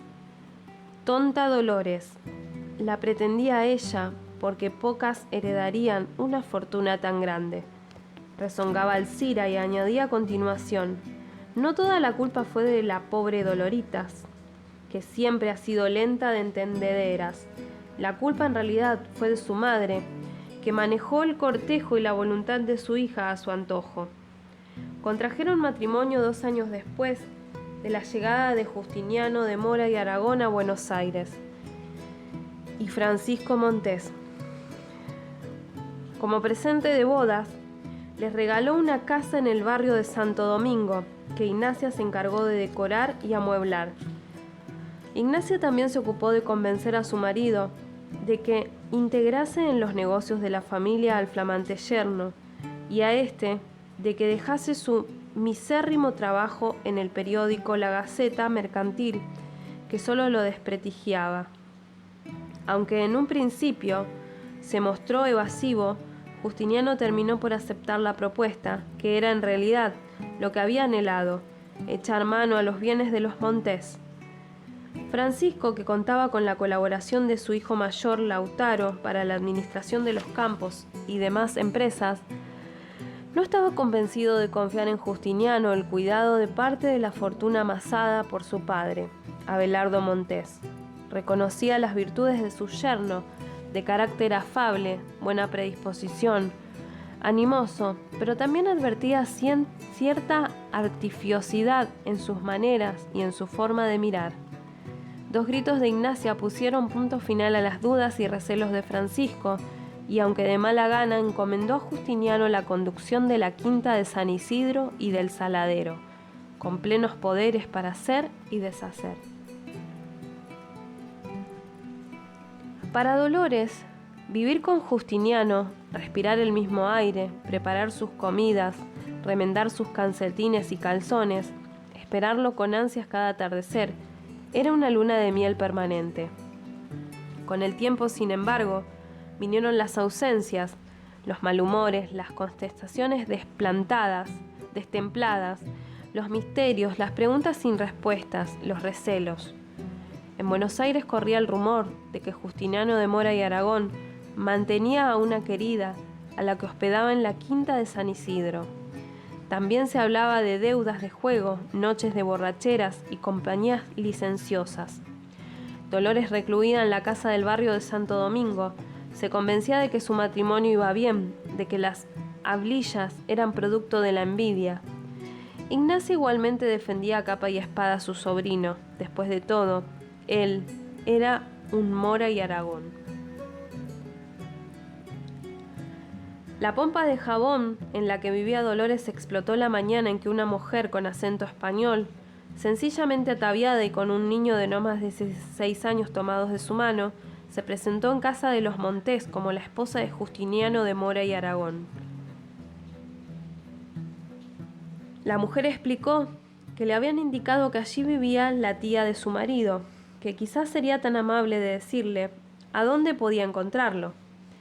Ignacia sufrió un vaído y quedó postrada en la verjere, mientras Soledad y Magdalena la reanimaban con sales. Francisco, el único que mantenía la cordura, invitó a la joven al despacho. Los documentos que certificaban la boda entre la mujer y Justiniano parecían legales y en orden, al igual que la partida de bautismo del pequeño, también en nombre de Justiniano. Y solo bastaba un vistazo para saber que aquella criatura era hijo de Mora y Aragón. Los mismos ojos castaños, la misma nariz recta y delgada, la cara redonda y el cabello lleno de rulos negros. Corroboraban sin duda alguna aquello que expresaban los documentos. Justiniano de Mora y Aragón terminó preso en el fuerte por bígamo. Los acreedores, a quienes Justiniano había sabido mantener a raya y satisfechos, se presentaron en bandadas en lo de Montés para solicitar la cancelación de los documentos de crédito. Sobre la quinta de San Isidro pesaba una gravosa hipoteca y el saladero prácticamente se hallaba en estado de abandono. Los empleados no habían cobrado sus últimos jornales y los clientes se quejaban de que hacía tiempo que no recibían las entregas acordadas. Por último, habían optado por un nuevo proveedor de cueros. Francisco escuchaba perplejo el recuento de las andanzas y desaciertos de su yerno y no concebía que tanto desquicio hubiese ocurrido bajo sus narices. También salió a la luz el carácter vicioso de Justiniano e interminables relatos de noches de juerga, mujeres y alcohol eran la comidilla de los salones más distinguidos y de las mesas de los bares más frecuentados. Finalmente, las aventuras de Justiniano de Mora y Aragón se confirieron a las finanzas familiares un golpe en la médula, y aunque se honraron las obligaciones, el esplendor de la fortuna de los Montés empezó a conocer su ocaso. Dolores metió algunas pertenencias en un bolso pequeño, se embozó por completo y caminando llegó al convento de las hermanas Clarisas, donde pidió asilo. Solo la Madre Superiora y el Padre Ifigenio, confesor de las Montés, sabían que Dolores estaba encinta de pocas semanas y convencieron a la muchacha de que el niño, fruto del pecado y de la infamia,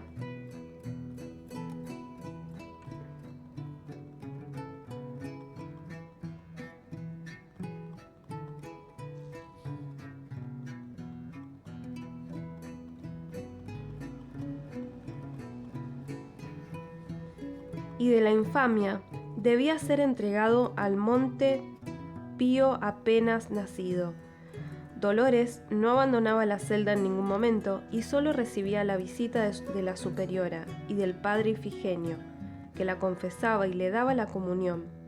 También la alentaba a la flagelación de la carne como medio para expiar las faltas del alma, porque gran parte de la culpa del amancebamiento en el que había estado viviendo era de ella, que se había casado infatuada, con la cabeza llena de ideas románticas y sacrílegas, haciendo caso omiso a las razones que verdaderamente cuentan, como el honor, el sentido del deber, de la responsabilidad y la religiosidad del matrimonio. Te advertí antes de que te unieras a ese sátrapa, remachaba el cura, que tenía aspecto de libertino. Dolores asentía y derramaba lágrimas en silencio. El sacerdote abandonaba la celda y ella se ajustaba el cilicio en torno a la cintura y se laceraba la espalda con la disciplina. El ayuno era estricto, solo agua los primeros días, tiempos después un poco de pan. El cuerpo de Dolores, plagado de verdugones y heridas, exhausto después de semanas de tan degradante tortura, colapsó y perdió a su hijo. Dolores casi muere en el convento de las Clarisas. Su padre, Francisco Montés, al enterarse de que su hija agonizaba en el camastro de una celda, se dirigió al convento e increpó a la Madre Superiora. Si no me entrega a Dolores, me olvidaré de que este es un lugar sacro y derribando puertas llegaré hasta ella. La superiora la hizo traer. La ayudaban 2 novicias porque no se sostenía en pie. Su padre la tomó en brazos, le besó la frente y le susurró: «Basta de este horror, basta de este sinsentido, tú no tienes culpa de nada». Y se marchó en silencio con su Dolorita Sacuesta, que apenas entreabría los ojos y respiraba con dificultad.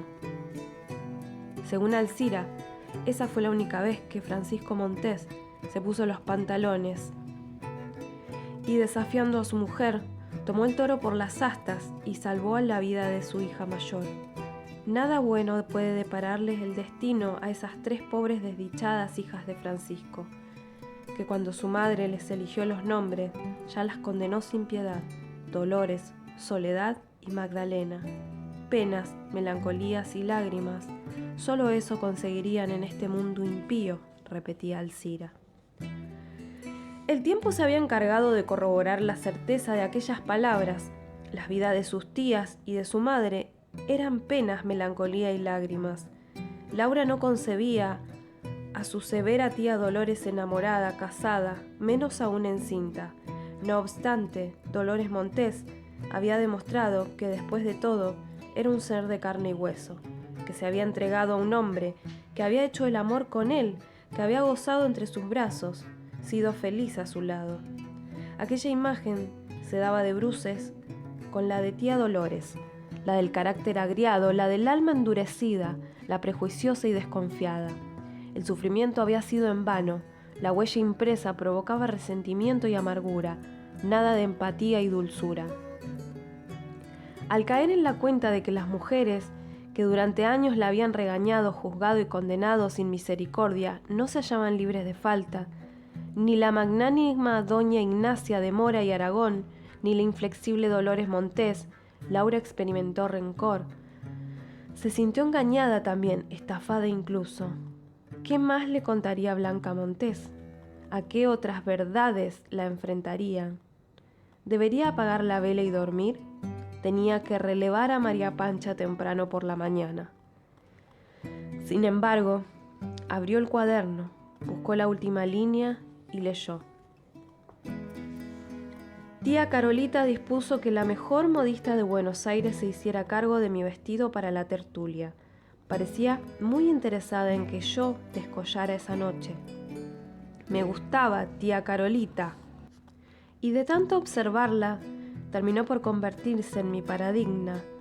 Menuda, aunque bien formada, con un rostro de lineamientos suaves y redondeados, representaba cuanto yo aspiraba.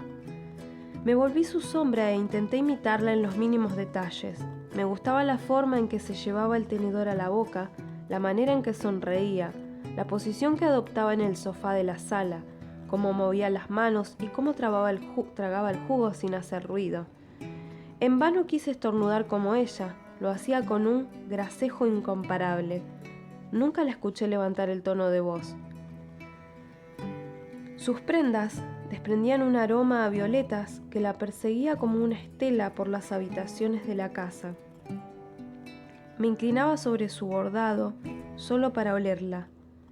En el rezo del Santo Rosario nadie anunciaba las letanías como ella.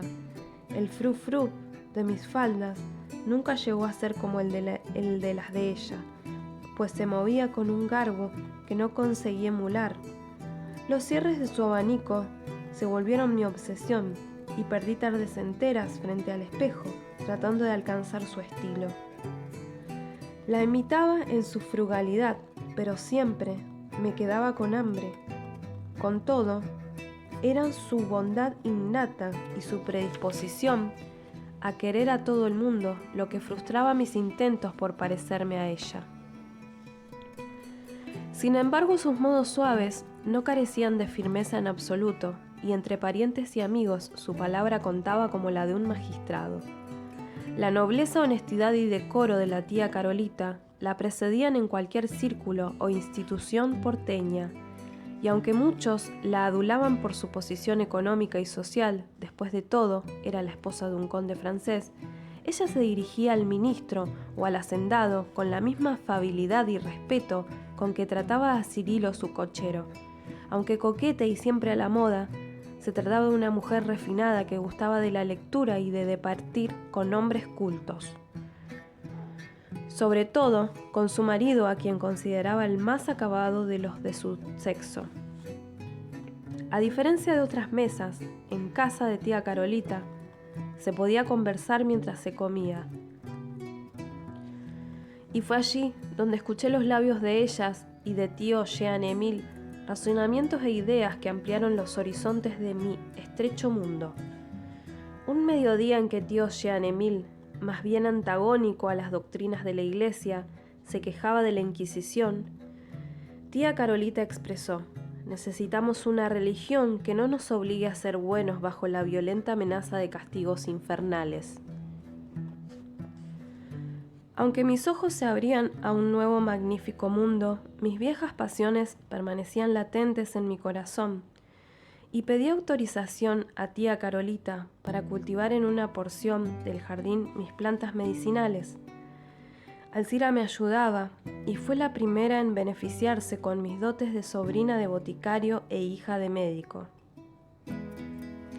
Al levantarse una mañana con el semblante descompuesto y expresar que tenía malditas almorranas, se mostró incrédula cuando le aconsejé baños de asientos tibios con una infusión de malva 3 veces por día y un ungüento que yo misma le prepararía a base de sebo de cerdo y clavo de olor.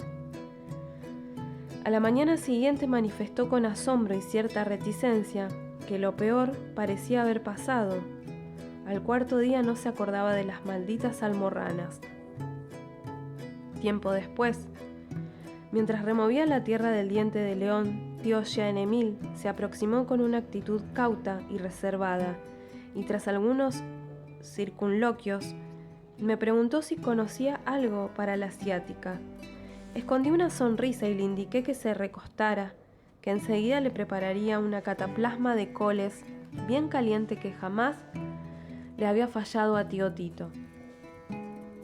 Los dolores menstruales de tía Carolita la postraban 3 días de cada mes y a pesar de su buen talante para sobrellevarlos, sabíamos que padecía. En el mamotreto de tío Tito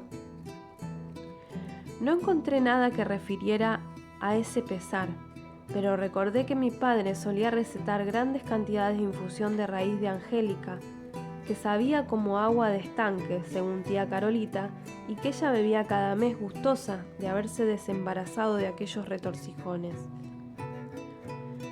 La noche de la tertulia conocí a la familia de tío Francisco. Doña Ignacia me resultó una mujer hermosa.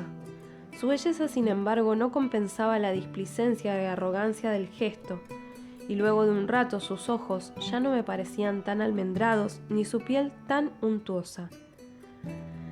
Dolores, completamente de negro, me concedió una inclinación de cabeza antes de marchar prestamente hacia el piano, donde acomodó las partituras y pasó gran parte de la noche deleitándonos con sus interpretaciones. Se negó a cantar. Soledad, que no había heredado un solo de los rasgos de doña Ignacia, se dignó a estrechar mi mano para luego agregar que sus amigas la guardaban en el otro lado del salón. Por último, tía Carolita me presentó a Magdalena, la más joven de los hijos de tío Francisco. Su belleza era, sin lugar a dudas, fuera de lo común y llamaba la atención de cuantos posaban los ojos sobre ella. Aunque parecida a su madre, sus rasgos lucían más delicados, un corte refinado de la cara, desprovisto de la soberbia de doña Ignacia. Le confería el aspecto de un hada de cuentos, etérea, grácil, resplandeciente, la piel blanca de una blancura lechosa y saludable que me dio ganas de acariciar. Nunca había visto tantos bucles dorados bañar la espalda de una mujer. Caían como racimos de uvas y rebotaban cuando movía la cabeza. Me recordó a la abuela Pilar. Magdalena se sentó junto a mí y luego de pasarme un vaso con agrio y de servirse uno para ella me dijo: «Yo me acuerdo bien de ti. Tú ganaste el concurso de baile hace muchos años, un 25 de mayo. Mis hermanas también participaban, pero antes de que comenzara la música, las muy bobaliconas se asustaron y corrieron donde mamá. Conversamos acerca de ese día. Ella recordaba detalles que yo había olvidado, incluso aspecto de mi atuendo y de las danzas. Magdalena era desinhibida, generosa, no escatimaba elogios, llena de vigor y anhelo. La encontraba tan encantadora e interesante como petulantes y desabridas a sus hermanas. Más en confianza, Magdalena se animó a preguntar: «¿Es cierto que eres médica?». No me causó risa lo equivocado de la pregunta, ni cómo se habían tergiversado los hechos hasta convertirme en médica, sino la forma en que Magdalena me lo inquirió, expectante, ansiosa. Le hubiese dicho que sí, creo que habría sufrido un síncope de la emoción. Le expliqué que no era médica, que eso era imposible, las mujeres tenían prohibido ingresar a la universidad. ¡Qué injusticia!, expresó, y un instante después el semblante furioso se le endulzó ante la aparición de un caballero en la sala. Esa fue la primera vez que vi al general José Vicente Escalante, el hombre más apuesto y elegante que conozco, siempre atento a los detalles de su aspecto y vestimenta, como elementos inseparables de su reputación de gentil hombre. Esa noche llevaba prendas de confección exquisita, y al inclinarse en el gesto de besar la mano de mi prima Magdalena, desprendió un aroma a vetiver y sándalo, tan excéntrico como cautivante. El cabello corto, peinado hacia atrás, era negro y brillante a causa del sebo fijador.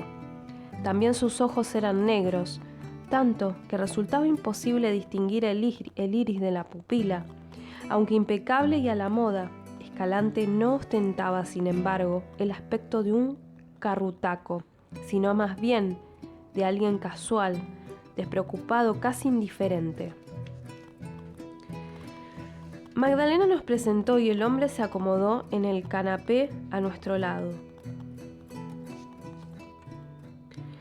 Pese a que aún no había terminado de saludar, se dirigió solo a mi prima, como si yo no existiese, y un momento más tarde, al ser requerido por mi tío Francisco, nos dejó solas. Aunque atractivo e interesante José Vicente Escalante, me había intimidado y sentí vergüenza de encontrarle la mirada. Se notaba que Magdalena le profesaba gran admiración y se refirió a él con orgullo para comentar que acababa de regresar de Europa, donde había visitado al general San Martín en París. «Tienes que saber, Blanca», me aclaró con solemnidad, «que el general Escalante es uno de los héroes de la independencia americana. Se trataba de un hombre que había pasado los 40. Era soltero y muy rico. Es cordobés», añadió mi prima. «Allí tiene su residencia permanente y una de las estancias más prósperas de la región». Como Escalante se sentó a mi lado durante la cena, casi no probé bocado. Él conversaba mayormente con mi tío Jean-Emile, con el esposo de Florencia Thompson, Faustino Lezica, y con José Mármol, un periodista y hombre de letras que se quejaba a viva voz de la abyecta situación a la que estaba reduciendo el tirano, así llamó a Rosas, a las gentes decentes. Aunque reconcentrado, en los decires de esos caballeros, Escalante me lanzaba vistazos que no supe interpretar. No me dirigió la palabra esa noche y sin embargo su presencia me abrumó como si el único invitado fuera él. La suya, la única voz, yo su único punto de atención. El resto de la velada traté de distraerme con Magdalena y sus amigas, y cuando la gente empezó a marcharse, la casa de tía Carolita regresó a la normalidad. Experimenté un gran alivio. Al día siguiente Escalante visitó a mi tío por la tarde y yo decidí recluirme en mi habitación. A poco Alcira llamó a la puerta. El señor Jean-Emile me requería de inmediato.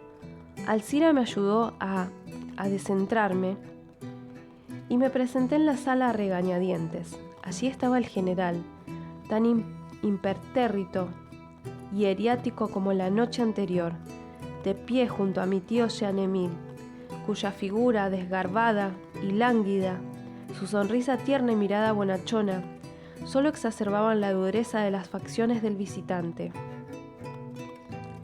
¿Por qué mira como si quisiera matarme? Recuerdo que pensé. Tomamos asiento. Alcira trajo chocolate y lo sirvió. Solo se escuchaba el tintineo de las cucharas. Yo apelaba a la locuacidad de tío Jean-Emile, pero parecía muy a gusto saboreando su chocolate caliente y no esbozaba palabra. Escalante me miraba. Yo sabía que lo hacía, advertía el peso de sus ojos como un yunque sobre la cabeza. Me dice su tío que usted tiene grandes conocimientos en medicina y farmacopea.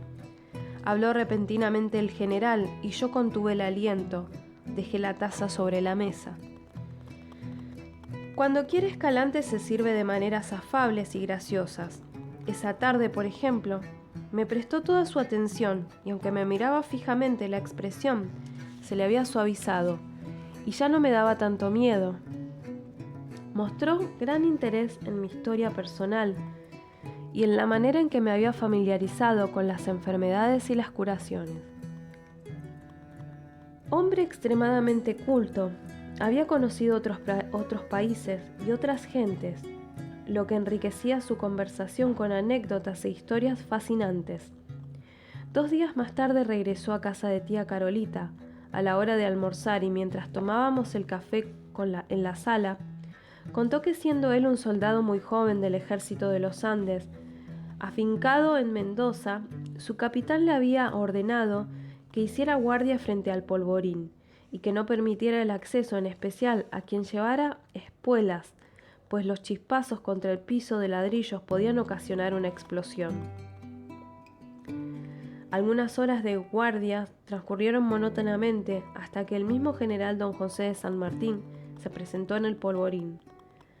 «¡Alto, mi general!», exclamó Escalante, y le cruzó el fusil. «Muévase, soldado», ordenó San Martín, de mal modo.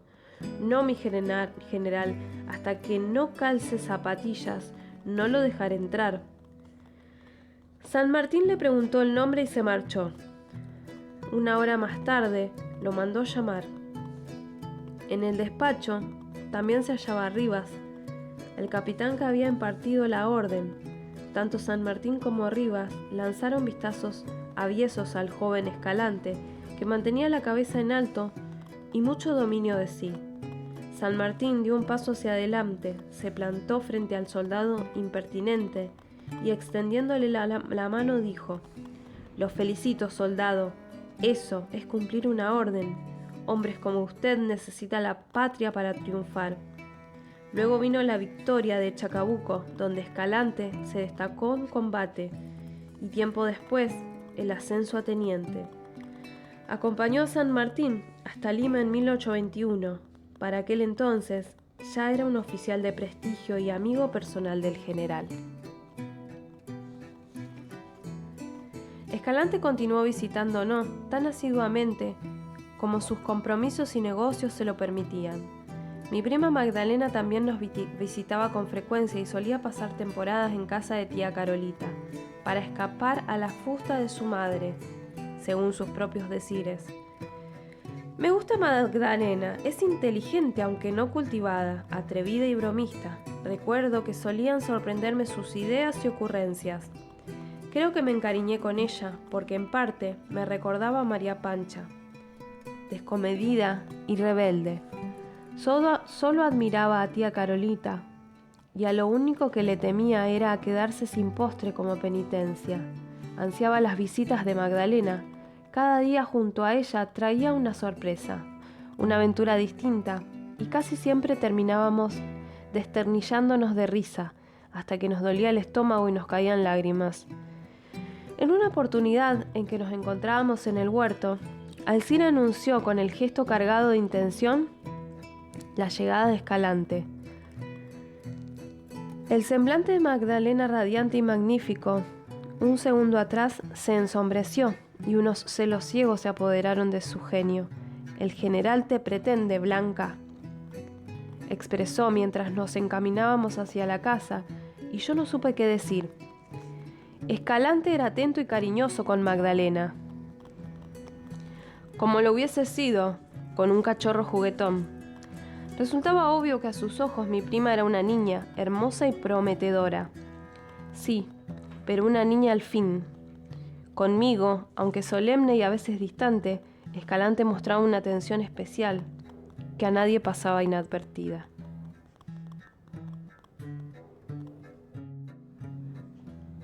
Meses más tarde, el general organizó un sarao en su casa de la calle de San José. Mis tíos y yo llegamos tarde, cuando la fiesta se encontraba en su apogeo, y los invitados, repartidos en los distintos salones, disfrutaban del baile o del ambigú. Mi tía Ignacia fue conmigo tan desdeñosa como pudo, al igual que Soledad y Dolores. Mi tío Francisco, en cambio, me saludó con afecto, con ese mohín de quien tiene que soportar a diario una ordalía. Magdalena, más hermosa que nunca en su vestido de tafetán rosa pálido, con los bucles del color del trigo que le rebotaban a mitad de la espalda, bailaba el minué con el general en la sala contigua. Mi tía Ignacia comentó: «Está claro que el general Escalante organizó una fiesta en honor de Soledad», y apretó la mano de su hija, que se sonrojó y bajó la vista. Desde hace meses visita nuestra casa y siempre pide por ella. Dice que encuentra muy agradable e interesante su conversación. Yo sabía que no podía ser tan culta, en vano, hija mía. Tío Francisco dio media vuelta y se marchó. El resto de la noche el general Escalante bailó conmigo. Tampoco se separó de mí cuando se hizo una pausa en la música para escuchar a Dolores interpretar el piano de la marcha turca, o para comer y beber. Recuerdo que lo encontré particularmente elegante, vestido a la última moda, con su saco inglés de cuello alto y pantalones blancos que había sujetado bajo las botas de caña alta. Llevaba chaleco de piqué, con reloj de leonina de oro y aquella loción de tierras lejanas que me hechizaba. Cuando el sarao languidecía, el general me pidió que lo acompañase a su despacho. Acepté entusiasmada en la creencia que me mostraría su mentada biblioteca. Me condujo en silencio por el pasillo y con un movimiento de mano me indicó que entrase.